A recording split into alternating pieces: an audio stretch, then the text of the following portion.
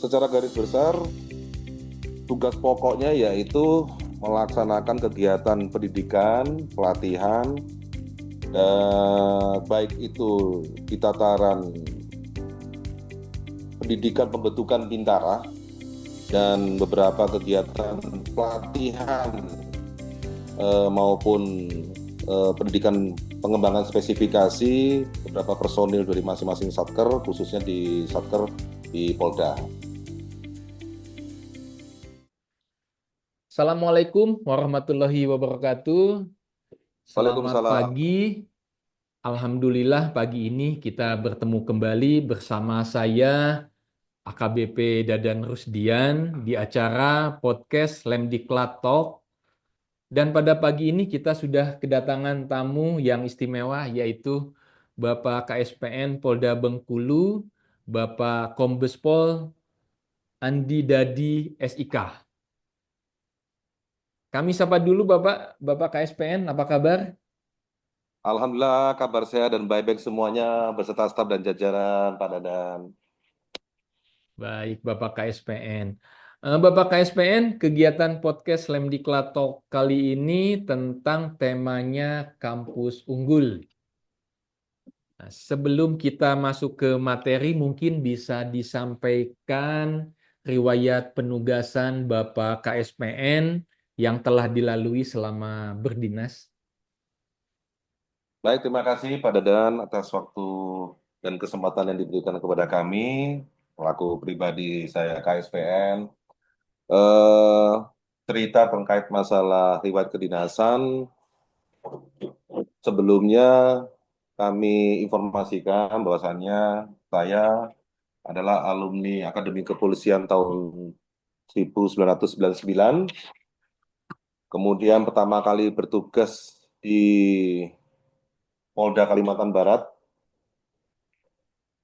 dari jabatan Pamapta sampai Kapolsek di Praso Jaya terakhir di bandara. Kemudian kami dipercaya untuk pindah ke Akademi Kepolisian menjadi pengasuh.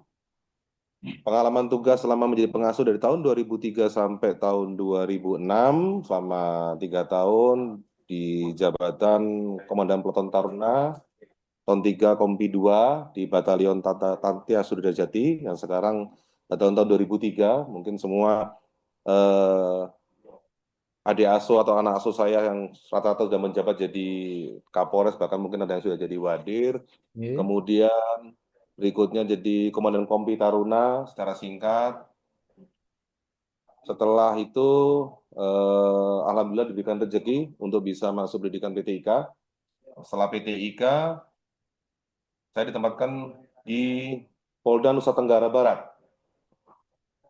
Di sana riwayat jabatan mulai dari Kasat Reskrim di Sumbawa, kemudian Kasat Reskrim di Polresta Mataram, beberapa jabatan seperti di Ops, di Propam, di Krimum, di Ofid, di Polair, bahkan sampai di SPN juga pernah saya menjabat sebagai Kakorsis, hingga akhirnya di tahun 2019 terakhir diberikan kesempatan untuk bisa bersekolah di Sespimen Lembang.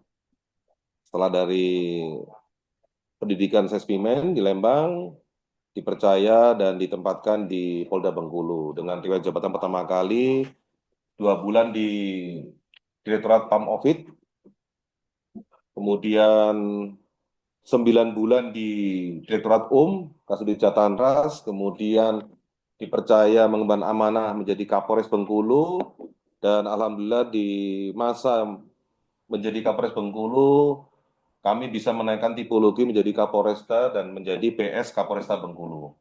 Setelah itu dipercaya lagi menjabat di Wakil Direktur Kepolisian Perairan dan Udara di Bengkulu, dan saat ini terakhir di bulan Juni tahun 2024 kemarin kami dipercaya menjadi Kepala Sekolah Polisi Negara di Bukit Kaba, Polda Bengkulu. Demikian mungkin Pak Dadan, sekedar riwayat kami jabatan. Wah, luar biasa ya Pak KSPN, riwayat penugasan Bapak. Bapak KSPN mungkin akan lebih menarik bagi pemirsa podcast apabila Bapak KSPN menyampaikan juga histori atau sejarah berdirinya SPN. Baik, jadi mohon izin secara singkat menyampaikan story dari berdirinya KSPN. Pada saat itu sesuai dengan nomor CAP nomor 17 Romawi 1 tahun 2011 tanggal 14 Januari 2011 terkait pembentukan dan pengesahan Sekolah Polisi Negara SPN Polda Bengkulu yang disahkan oleh Bapak Kapolda waktu itu Brigjen Pol Dr. Andes Burhanuddin Andi dan Kepala SPN pertama kali dipercayakan dibantu tugas oleh senior kami sudah almarhum AKBP Dr. Andes Dadang Suwondo MH. Demikian Pak Dadan, secara singkat. Untuk tugas pokok dan fungsi yang dilaksanakan oleh SPN Polda Bengkulu, bagaimana Bapak? Secara garis besar, tugas pokoknya yaitu melaksanakan kegiatan pendidikan, pelatihan, dan baik itu di tataran pendidikan pembentukan bintara dan beberapa kegiatan pelatihan maupun pendidikan pengembangan spesifikasi beberapa personil dari masing-masing satker, khususnya di satker di Polda. Secara garis besar seperti itu. Kalau program unggulan dan inovasi SPN Polda Bengkulu yang dilaksanakan, apa saja Bapak KSPN? Baik, kalau untuk program unggulan, berdasarkan pengalaman tugas kami kemarin di tahun 2024, ada beberapa kegiatan program unggulan yang memang kami berdiskusi, sepakat untuk melaksanakan kegiatan pola kurikulum. Beberapa di antaranya materi kegiatan seperti pola pengasuhan dan kohesi sosial kami bekerjasama dengan FKPD atau Forum Komunikasi Pimpinan Daerah khusus Kabupaten Rejang Lebong, Juru, untuk memberikan materi kepada siswa kami. Jadi mulai dari Pak Bupati, kemudian Ketua DPR yang dibantu oleh Wakil Ketua DPR, Pak Dandim, Kapolres, kemudian para stakeholder yang kita minta tolong seperti tokoh adat dan agama di sini juga pernah memberikan materi. Kemudian daripada itu, selain itu kita bekerjasama dengan beberapa institusi akademisi, diantaranya akademi Akrel atau akademi eh, Rejang Lebong, Akademi Rejang Lebong, sama Universitas Petulai, Pak Dadan. Nah, kemarin hanya sekedar memberikan khasanah ilmu, tapi harapan kami nanti di periode tahun anggaran 2025, khususnya untuk di Tuba ini, kami akan berencana membuat program kampus unggulan berupa pemberian materi terkait masalah program-program yang berkaitan dengan ketahanan pangan. Apa maksud daripada itu? Kami ingin memberikan eh, peninggalan terbaik bagi siswa kami selain daripada ijazah dan beberapa surat keterangan atau ijazah yang merupakan produk dari SPN atau internal. Sehingga pada saat mereka nanti akan ada pelatihan seperti contoh terkait masalah pengelolaan jagung, terkait masalah pengelolaan pupuk dan lain sebagainya, bahkan sampai pengelolaan rencananya kami akan membuat terobosan anggur Bayangkara, itu kami akan bermohon kepada masing-masing direktur maupun pimpinan akademisi ini untuk membuat surat keterangan yang bisa menjadi legitimasi siswa-siswa kami nanti pada saat mereka turun di lapangan menjadi bagian daripada agen-agen perubahan terkait masalah ketahanan pangan, entah itu jadi Babin Kamtipmas dan lain sebagainya, mereka mampu mengajarkan ilmu-ilmu itu kepada masyarakat dan mengantisipasi disclaimer-disclaimer terkait masalah edukasi yang diberikan oleh masyarakat sehingga memberikan kepercayaan diri kepada nantinya siswa-siswa kami di lapangan. Mungkin salah satunya itu, Pak. Yang lain-lainnya masih banyak yang harus saya bicarakan, tapi sementara itu dulu. Terima kasih. Baik, terima kasih Bapak KSPN.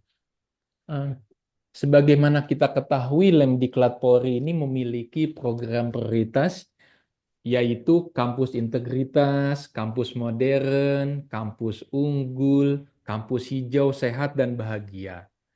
Terkait implementasi program prioritas Lemdiklat yang dilaksanakan oleh SPN Polda Bengkulu, khususnya program prioritas kampus unggul, ini bagaimana, Pak?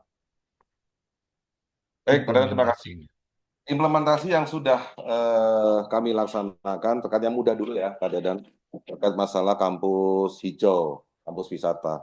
Kebetulan bisa kami jelaskan dan informasikan di sini bahwasanya SPN ini berada di ketinggian di atas 2000 mdpl dan tepatnya di Bukit Kabat dan alhamdulillah udaranya sejuk. Rata-rata suhu harian di sini 14 derajat Celcius.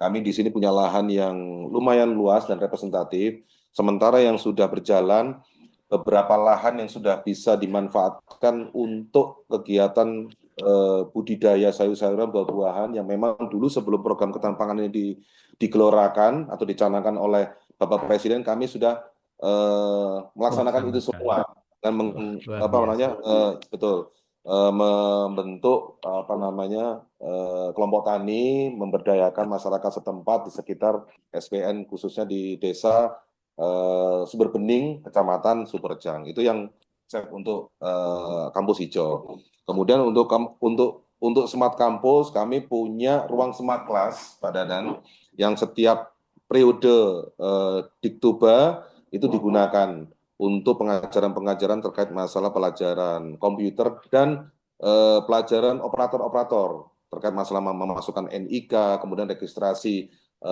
KTP, NRP dan sebagainya. Bahkan kami juga punya bangunan namanya diskresi kepolisian yang isinya kurang lebih sarana prasarananya sebagai alat untuk pelatihan simulasi, simulasi terkait masalah penegakan hukum dan teknik-teknik eh, apa namanya pengungkapan kejahatan di lapangan.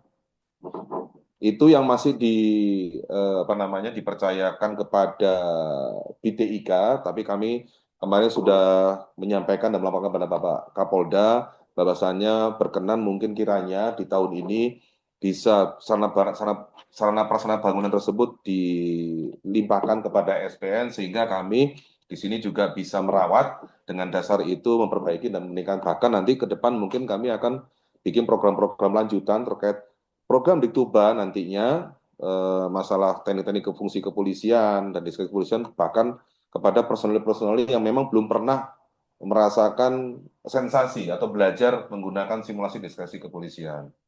Kemudian terkait masalah kampus integritas, kami juga nanti di tahun ini dan kami sudah berkoordinasi rapat kecil dengan para akademisi.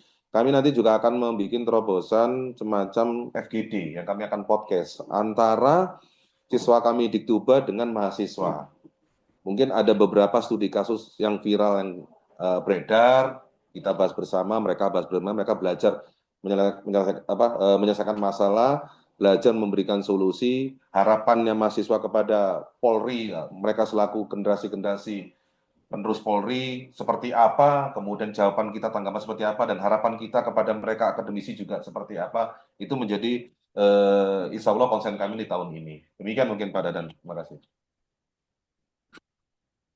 Terakhir, Bapak KSPN, langkah strategis apa yang dilaksanakan oleh SPN Polda Bengkulu dalam mewujudkan program prioritas, yaitu bagaimana kualifikasi yang dimiliki Gadik dan pengasuh, kemudian dukungan anggaran untuk pelaksanaan diklatnya, selanjutnya kurikulum pendidikan yang telah dioperasionalkan, dan sarana prasarana pendidikan yang dimiliki saat ini. Baik, Pak Dadan. Jadi terkait dengan peningkatan kualitas atau kapasitas building daripada instruktur SPN atau Gadikan SPN, kami berkoordinasi dan berkomunikasi dengan Biro SDM untuk mengetahui roadmap-nya, apa-apa yang perlu kami nanti akan tingkatkan. Yang kedua, kami sudah juga beberapa personil kami mengirimkan ke Lemdiklat terkait pengembangan capacity building, di antaranya ada TOT, ada pelatihan media, pelatihan instruktur dan lain sebagainya. Terkait masalah anggaran, alhamdulillah kami selalu berkoordinasi dengan Bidkeu, Biro Rena untuk khusus SPM Polda Bengkulu tidak ada kendala anggaran. Oh, gitu. Ya, Kalau kualifikasi gadiknya, mengingat kebetulan saya juga sebagai asesor pendidik, eh, ya. untuk kualifikasi yang dimiliki Gadik dan pengasuhnya bagaimana Pak KSPN? Ada bermacam-macam kelas kualifikasi di sini kami Bapak personil Pak Dadan, yaitu diantaranya Gadik Madya, Gadik Muda juga ada, dan Gadik Pratama juga ada. Baik, luar biasa obrolan kita pagi hari ini bersama KSPN Polda Bengkulu. Banyak Sama-sama. informasi dan pengetahuan yang Bapak KSPN Polda Bengkulu, Bapak Kombes Pol Andi Dadi SIK sampaikan. Terima kasih atas kedatangannya meskipun online di podcast Slamdiklat Talk pagi ini. Kami akhiri billahi taufiq wal hidayah. Wassalamualaikum warahmatullahi wabarakatuh. Waalaikumsalam warahmatullahi wabarakatuh. Terima kasih Pak Dadan, sukses selalu, sukses selalu.